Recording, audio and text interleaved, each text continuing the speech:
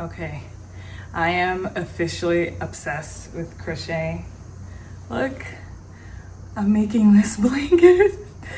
I got so much better at it. I'll show you guys how it looks at the end.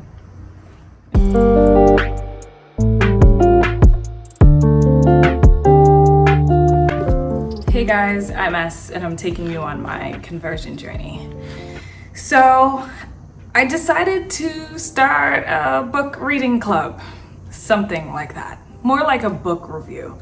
So I put down on the links below of all the books I'll be reading on this journey. I think I only linked maybe like 10, but I'll most likely be reading more than that. But those links are books I'll definitely be reading. Some I've already read. So I'm going to be reviewing Ask a Rabbi. And I chose to read this book first before I knew too much about Judaism, because these questions were from people all over the world who have an interest in Judaism. Some are converts, some are not. Some are just regular folks, just like me. So I figured I would read this book first, look up anything I didn't know. And how I'm going to do this review is I'm going to highlight some parts and most likely each one of the sections and kind of go through the questions and read his response and then read what I took from it. So this is Rabbi Chaim Mintz. I would say he's very right-wing religiously. And I kind of lean more towards that too, even though I am a bit more modern. And this book was well written. I think he did a phenomenal job. So let's get into the first part. By the way, this video might be 2 parts because it was hard for me to choose exactly which questions I wanted to highlight, and I ended up highlighting way more than I thought. So hopefully, I don't know, if it's all in one video, it's all in one video. If not, then I'll post the second part maybe like a day or 2 later. So I highlighted the first part, which Hashem is here, Hashem is there. So the question is, my 7-year-old child asked me the following: how can we say that God is everywhere if it is impossible for anyone to be in 2 different places simultaneously? How can I answer this question properly? And how do I explain this to a 7-year-old? In this chapter, he says, Hashem is here, Hashem is there. There are concepts beyond our comprehension, and Hashem can do everything. And there are situations in life, misfortunes, and we sometimes question why they're suffering. And he said, stop trying to explain things beyond your control and accept things for the way they are. And he explained children have a better way of grasping this and understanding this. But as adults, with all our experiences and all our knowledge, we tend to think and question way more, deeper, and our experiences kind of alter our beliefs. Our experiences kind of alter our beliefs sometimes. So it's good to, I love what he says, that it's good to just accept things that the way that they are, and accept that we won't be able to explain everything happening in our lives, the things that are happening to bad people, to good people. That's not our duty here. Our job is to understand that he is everywhere, even if we can't explain it, but he is in our presence. And I found that to be a great way to start the book. So if you go into part 2, we're gonna skip on over to part 2 and go to tragedy and suffering. This part, I think I've touched on a few of these things that he said in some of my old videos. So the Jewish perspective on death. So the question was, how does a Jew deal with death? Is it right to feel pain and hurt? So his response was, believe in God's goodness and we are waiting for the reward in the next world. And it's easy to get lost in the pain. So you want to make sure that you do not lose yourself in the pain. And we are going to be entering a realm of souls, and we will reunite in the world of souls. And the Torah warns us against mourning excessively. I think I made a video when I was talking about when my mother was in the hospital, and how at a Christian funerals that I've been to, people are wailing and they're screaming, and and they're like, why, and they can't cope with the fact that a loved one has passed away. But he states that how the Torah warns us against that. And the Rambam tells us that God says death is not the end. And this is something I definitely believe 100%. It's going to take a long time to reunite with our loved ones. And there's just no need to overreact. And I learned something new in this book. I hope I say this correctly. Tehiyas Hamisim,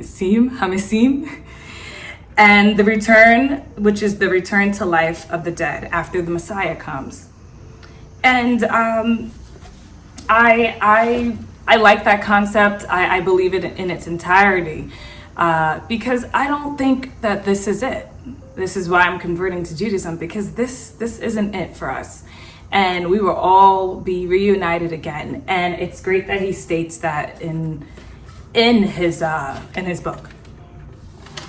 In the same chapter of tragedy and suffering, we're going to go right over and skip to the purpose of sickness. This I found interesting because he says, let me read the question actually.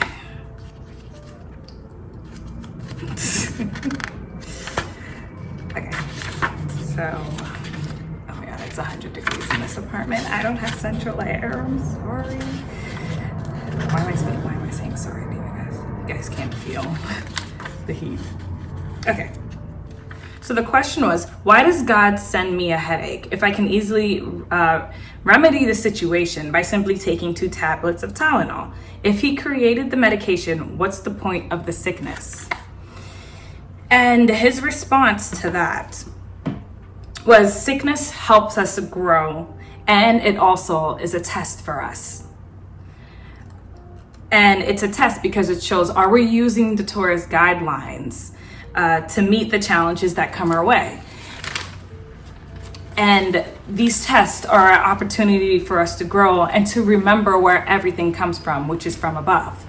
And I thought that this was great. So we don't take advantage of just grabbing a Tylenol and thinking, okay, the Tylenol is the reason why I don't feel this headache anymore. No, Hashem is the reason why. He's the creator of all things. He's the reason why we're here. He's everywhere. And I think that's a great way for us to step back and be like, wait a second. I need to thank Hashem for this headache that's teaching me to be grateful. So I thought that was a great way to answer that question too. So we're heading over to part 3, which is reuniting in the afterlife. So the question is, after we die, do you reunite with our spouses and family on the other side? And his response was, those who are worthy will rejoin with their families, because all Jewish souls are connected, and the souls will enter paradise. This kind of shook me a bit because I'm converting, and my family believes a different thing. But I just don't know. Maybe you guys can help me with this. I was confused with this because as a convert, where does my family stand? Do they turn into dust? Will I never see them again? But when I do marry, my husband will be Jewish and our kids will be Jewish. So I will reunite with them, but it also says those who are worthy. He said those who are worthy. So I believe that from what that interpreted to me was someone who has been, practicing Judaism, following the Torah, fulfilling the mitzvahs, and davening, going to shul, someone who has been following Hashem. And I don't know, that scared me a bit because I'm dealing with two different religions in my immediate family, and then I will have my own family. But I don't know, I guess that that one made me think a little. So now to the next part. I'm not too sure which part this is, but we're gonna dab into the next question that stood out to me. Oh no, it's in the same part 3, Kabbalah versus superstition. So I know very little about Kabbalah. I'm not gonna say that I don't have interest in it. I do. Even though I do know a lot more now, I'm just not ready to dive into that. But I thought this question was rather interesting. So the question is, what is Kabbalah? I recently saw a book called Practical Kabbalah for the Layman. That title sounds very enticing. Is Kabbalah something I can learn and practice, and how does it compare to superstition?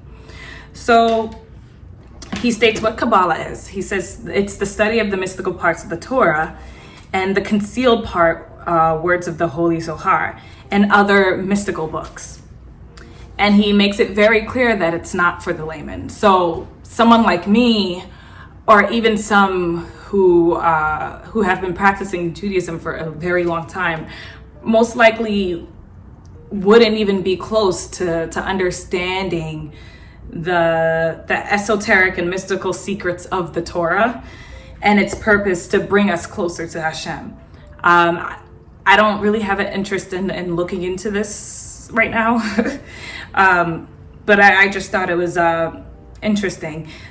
He also says the benefit, you could only use it for the benefit of the Jewish nation, not for your own personal benefit.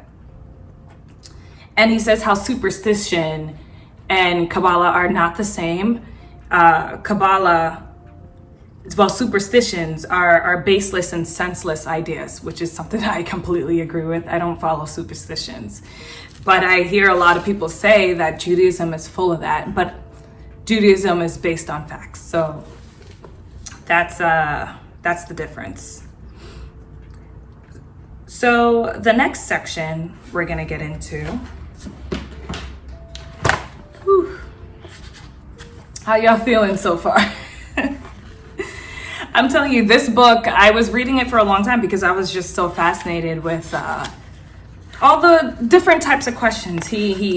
There's a lot of things that I'm not saying, which is why I definitely highly suggest that.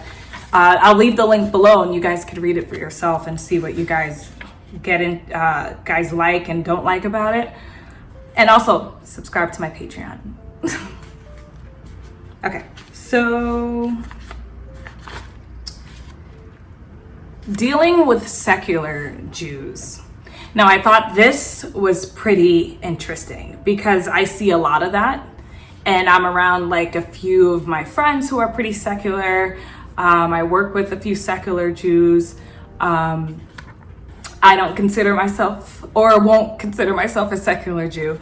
So I thought that this was very interesting. So if I had $1 for every time I said very interesting. Okay, so 148.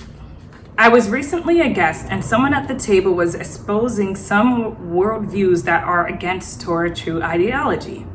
What is the proper way to react in such a scenario? Should I speak up and show him how he is mistaken, or should I just concede to the fact that there are others whose beliefs are different from ours?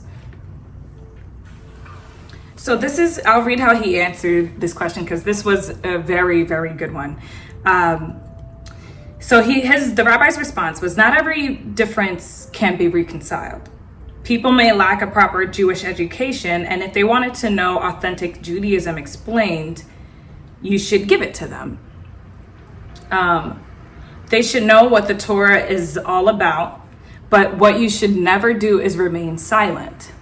because what that will do is it will tell them that you give them the notion that you may agree with whatever they're saying or their point of view, and you must be strong in your beliefs. I thought that this was spot on. I use this a lot whenever I'm debating anything political, only because it's not that I understand people may have different views, but I always stand strong in my belief, and I will debate anyone about anything that I'm knowledgeable in. And if I'm not knowledgeable, I'll question it and I'll have them explain it to me, and I'll also make a decision based on facts. And with this, with all the stuff that I am learning about Judaism, I will not be quiet about it at all. And I don't mind debating religion. Well, I guess I'm not like there yet, because there's still a lot that I don't know. But from what I've learned, I'm pretty sure I could argue a few things. And that's only just to keep people informed of the truth, and to correct the wrong way of thinking. And hopefully the conversation will be positive and we could both learn something. Other than that, I would never be quiet about my beliefs, who I am, what I stand for. And I think he made a great point, is to don't be silent. The second you're silent, you're giving them the okay that what they're saying is right, and we don't want that. It can get uncomfortable, and I've realized, I'm going to make another video about this, about being confident in my conversion, but like, I've realized that you gotta say what you mean to say. Like, it's better to say too much than to never say anything at all. And John Mayer. And that's something I definitely believe in. So I think he answered that great. So part 5. Whew. Okay, we're going on. We're gonna have to make this another video. It's hot in here. Okay. So I'll read this question. So part 5. The question is, why so many religions? Why did God make so many different religions? Are they all legitimate? So ironically, I didn't know this. And I thought it was just interesting. I don't know why I didn't know this, but whatever. So he said, God didn't make any religions, people did. And at that first sentence, I was just like, huh, I didn't know that. So then he spoke about the Shema, and he said, we say Adonai Eloheinu Adonai Echad. And we believe that there's just one God. And people have all kinds of ideas that are not based on anything real. And religion came out in a way to wield power, which I agree 100%. I watched it like growing up and seeing like religious people just like really emphasize it's our group, our this, and you can't do this because we're doing, like, it didn't feel authentic. It felt like you were in a cult, and I didn't like that. But he also states how God allows free choice in this world. So people are free to do whatever they want, worship whatever they want, you know? But as a Jewish person, we believe in one God. And that God is Hashem. If that makes sense. So yeah, it was a very, very short chapter, but this was very powerful. So we're gonna stop right there. If you haven't picked up this book yet, I highly suggest that you go pick this up. A lot of information about everything. And you should see I scribbled all in this book, and very, very happy I did. Because it challenged my thought process. It got me thinking about a lot of things, and hopefully you guys would enjoy it. So I will leave the link below. and I'll see you in part 2. Shalom.